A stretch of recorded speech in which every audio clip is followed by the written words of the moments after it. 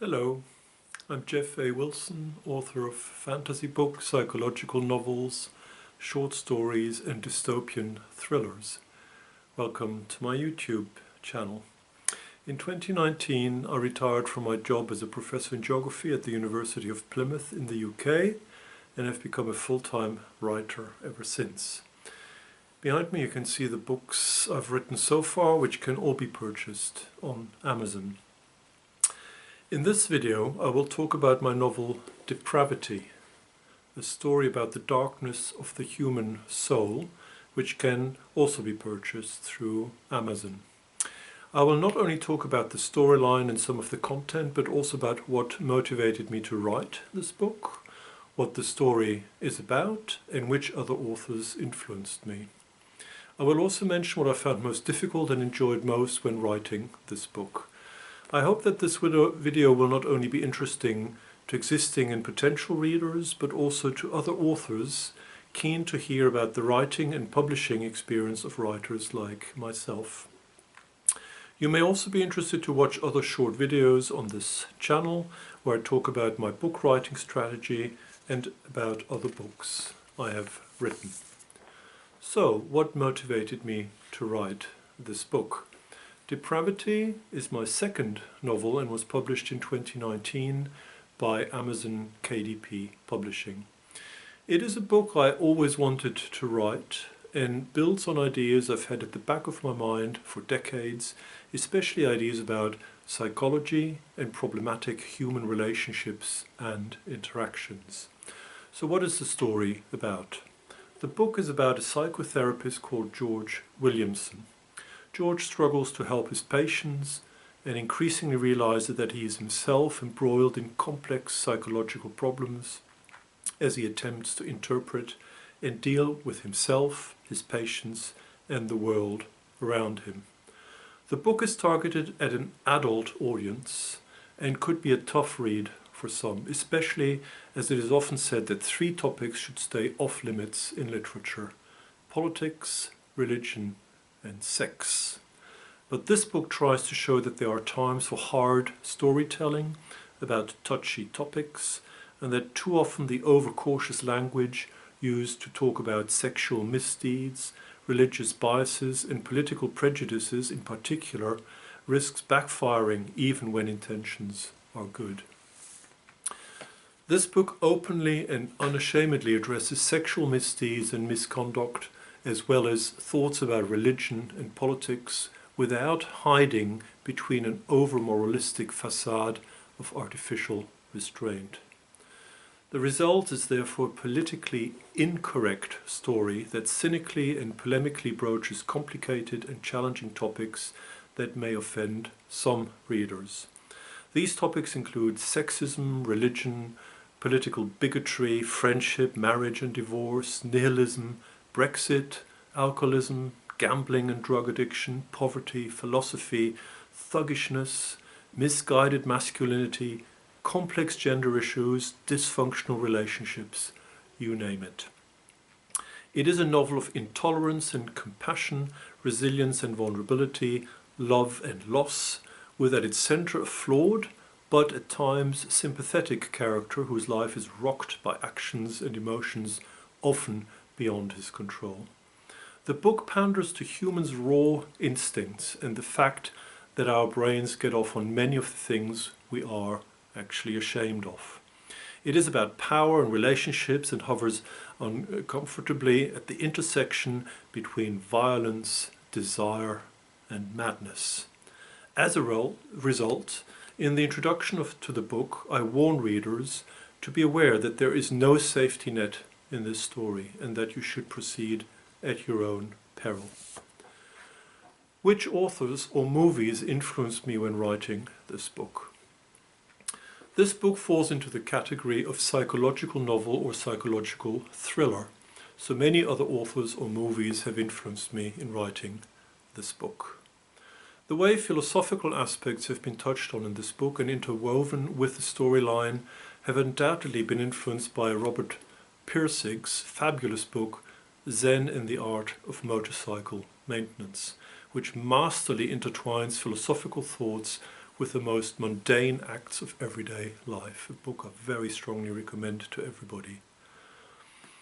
The darker psychological aspects of the story in Depravity have been influenced by various psychological thrillers and movies, including in particular books about inappropriate adult teenager sexual relationships, such as Kate Russell's masterly account of a teenage girl's struggle with a relationship with a much older man in My Dark Vanessa.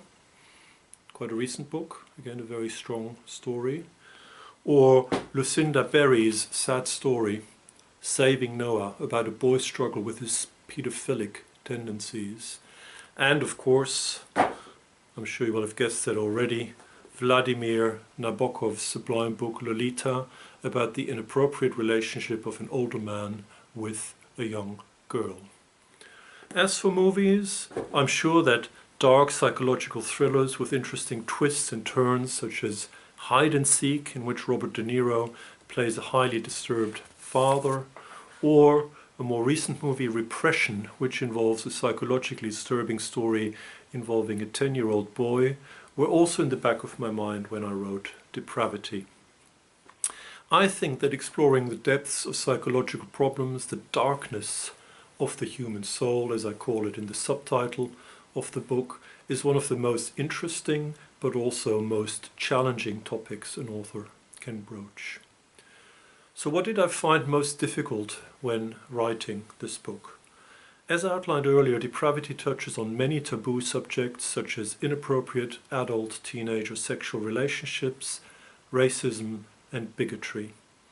As a result, the book was not easy to write and will also not be an easy read for most readers, but precisely that should actually make it interesting for many, and the book reviews about the book I have seen so far seem to reflect this ambiguity. The book has many parallel storylines and involves many characters, each of which had to be carefully thought through and developed as the storyline unfolded. While writing, I often had to test my own limits as to how far I could go, what topics to broach or avoid, and how to interweave the more philosophical aspects of psychotherapist George's musings. This made for a very intense and active writing experience in which I constantly had to check what I had written before, how parts of the storyline fitted together, and how the story came to a meaningful and logical conclusion. Often I had to make amendments, especially when I introduced new, unforeseen aspects to the storyline or new characters I had not thought about from the start. Any change made to any part of a complex book, such as Depravity, then causes ripple effects that reverberate right through the book. This can be very tricky, and at this point you, as an author, have to make sure that you follow up on all the possible changes this may require.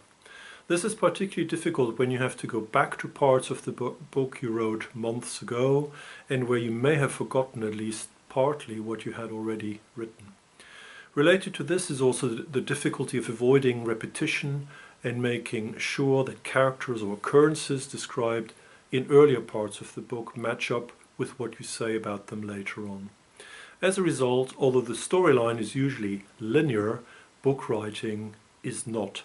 You have to go back and forth all the time, double checking here, making amendments there. All the time it is basically like going 2 steps forward and 1 step back. That's why it takes time to write a book. It's not just the writing process that takes time, but also the constant checking and back-checking that is needed throughout. But thorough editing of a book should iron out any possible inconsistencies, and if you are an author yourself, don't shy away from rewriting bits if they are not consistent with how your storyline developed in later stages of writing. After all, book writing is a creative process involving development and creation, but at times also destruction or deletion of what you have written before. What did I enjoy most when writing this book? I greatly enjoyed writing this book, as I could use it as a means to express my own thoughts and theories about the world through the eyes of the main protagonist in the book. Developing the main character of George, the psychotherapist, was the most challenging aspect of the book, as he is a very complex and, as you will see, psychologically vulnerable character. But this provided a very interesting challenge, as I had to make sure that the character of George remained convincing throughout the story. It was also particularly fun to think about the specific character traits of the individuals George encounters both in his practice as well as in his private life, and to make sure that these traits were also reflected in what these characters thought and did in the story. I also greatly enjoyed writing certain parts of the book, such as the scenes in the pub, for example, which have been inspired by my own observations of the strange rituals, frictions, and idiosyncrasies one can see in a pub setting. For some parts of the book I had to do some research. I'm not a psychotherapist by training, which meant that I had to read up about psychotherapy, what psychotherapists do and also don't do, and how they are meant to deal with their patients. It is this interweaving of factual and imaginary parts of a story that are great fun to write. Like many books such as Depravity, some aspects of a story tend to be rooted in the real world, or at least inspired by things that have happened in reality. I also greatly enjoyed preparing the manuscript for publishing with my publisher Amazon KDP, designing the cover and thinking about the best layout for the book. So hopefully this brief video has whetted your appetite to read Depravity. If you found this video useful and you think this is a book that would interest you, please buy it. You may also be interested to watch other short videos on this channel where I talk about my book writing strategy and about other books you can see behind me I have written. As with my other videos, let me finish by saying that we as authors would not be here without you, dear readers, so I hope that you will enjoy Depravity, and I look forward to seeing your reviews on Amazon. Goodbye.